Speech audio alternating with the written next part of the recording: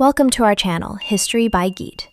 What if I told you one of South Korea's biggest movie stars didn't just fade from fame, but was kidnapped, not by criminals, not by enemies at war, but by the ruler of one of the most secretive nations on earth?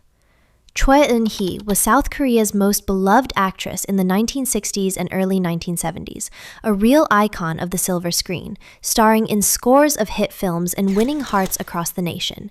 But after her divorce from famed director Shin Sang-ok in 1977, her career began to suffer. Audiences moved on, offers lessened, and her star power dimmed.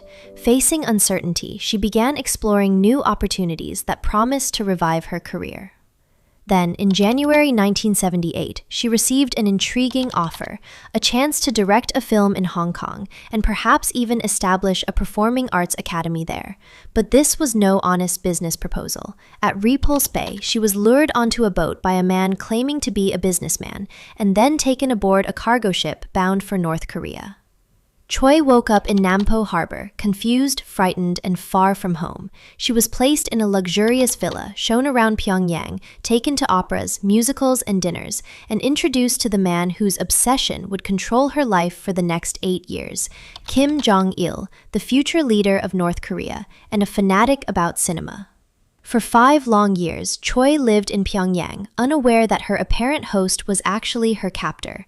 At first, she didn't even know why she had been taken, but all along she was bait, a pawn in a bizarre plan to capture someone else. Back in South Korea, her ex-husband, Shin Sang-ok, a renowned film director with his own legacy, was desperate to find her. Though they had divorced, he began searching across Asia for answers, refusing to believe she had simply disappeared. Then, 6 months after Choi's abduction, Shin traveled to Hong Kong chasing leads. But instead of finding her, he vanished too. Almost completely unnoticed at the time, North Korean agents seized him as well. In Pyongyang, Shin was initially kept in comfortable conditions, but after 2 daring escape attempts, he was imprisoned for years for defying his captors.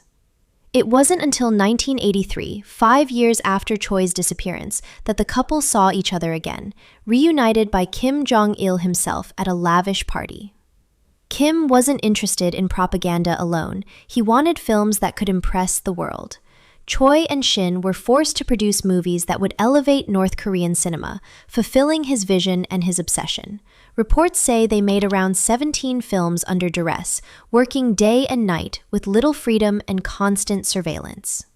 Choi even won Best Actress at the 1985 Moscow International Film Festival for her role in Salt, making her the first Korean to do so, even as she longed for her freedom back home.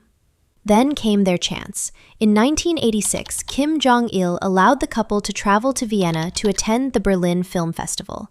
They were still under surveillance, but this time they acted.